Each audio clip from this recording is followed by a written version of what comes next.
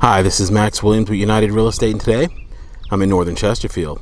More specifically, I'm off the Elkhart Road corridor, and today we're going to take a look at a 4-bedroom, 2.5-bath home. This home is located here on a fairly quiet residential subdivision. We've got other homes here built probably in the mid 1990s. This home is a bank-owned home, also known as a foreclosure, and has a little bit of TLC needed, nothing major.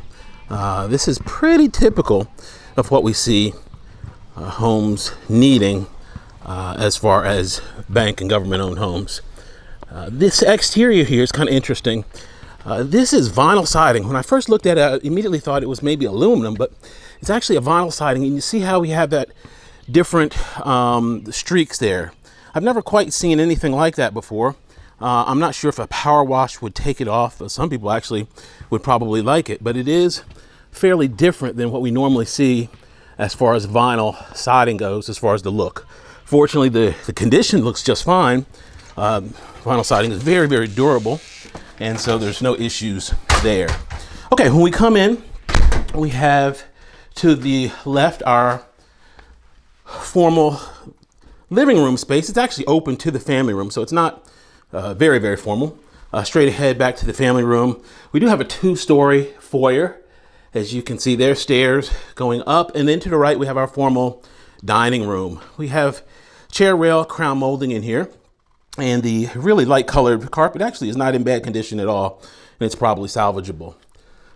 Okay, we're going to transition here into the kitchen. One thing that I was thinking about here on my way to this listing is kind of, what does someone hire a buyer's agent for? What is the value that a buyer's agent can add? And one of the first things that came to mind was preparation.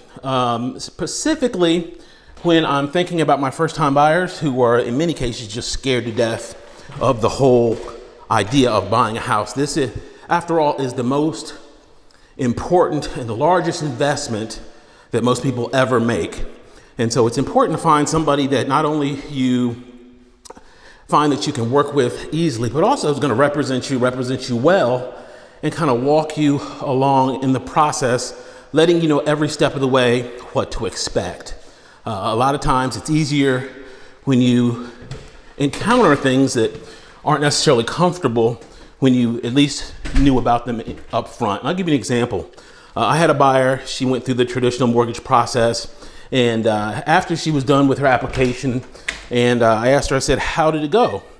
And she said, well, Max, you know, that loan application process was more invasive than my last colonoscopy. And I must say that I didn't really know what to say after she shared that. My clients typically do get pretty comfortable and in many cases speak their mind. I'm not sure I needed to know that particular bit of information, but that's what she shared with me. And I say that to share with you that the mortgage process is very, very, very invasive. And it's not any particular mortgage company that does it. They all do it. And the reason being is that there is a processor. His or her job basically is on the line every time they do a loan.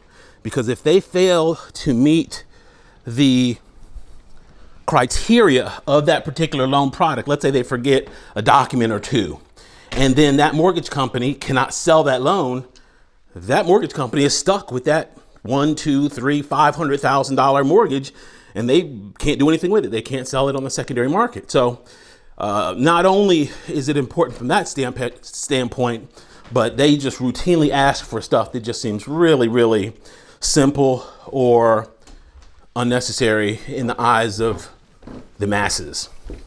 But that is part of the process. If you know up front kind of what they're going to be looking for, it's a little bit easier to go through that process. Fortunately, most people don't go through it a whole bunch of times. Once you've been through it once, you kind of know what to expect. Okay, here we are on the second floor. This is actually a pretty good floor plan. I do like it because it is a modern floor plan that'll give us nice space for the master, good closet space, and then we get a bonus room over the nice large garage, 2-car garage. That's our master. We're going to go there last. Here to the right, another secondary bedroom.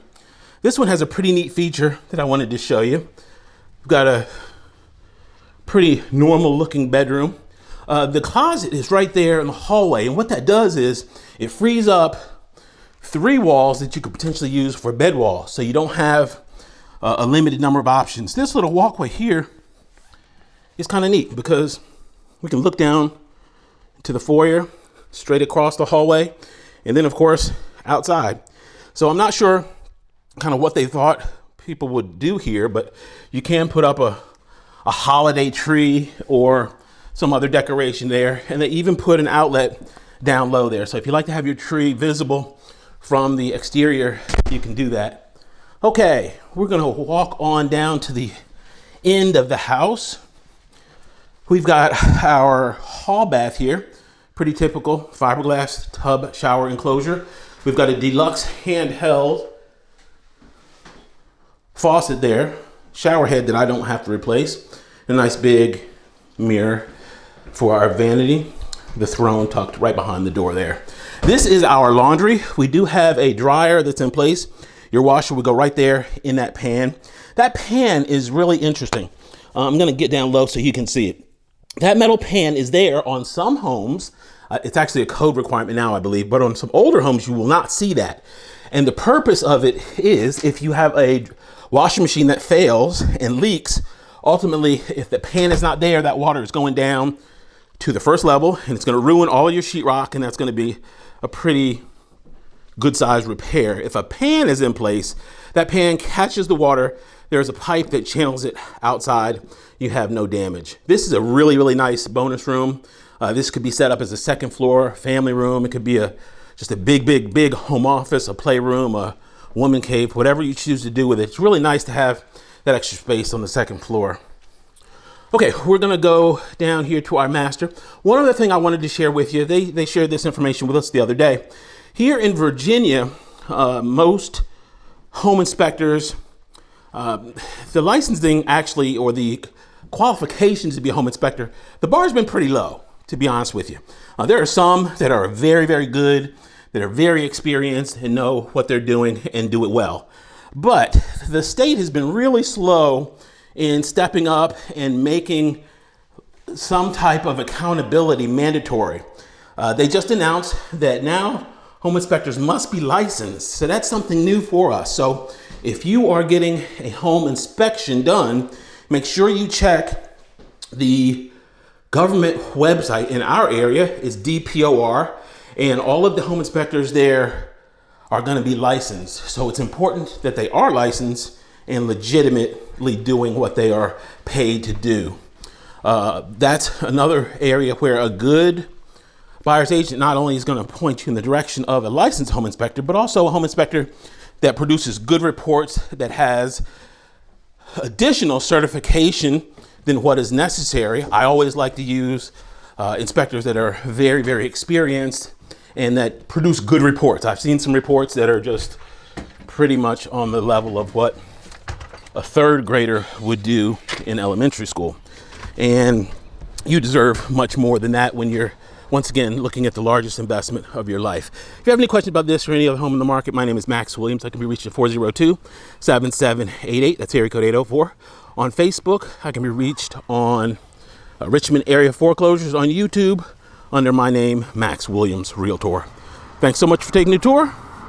Have a great day.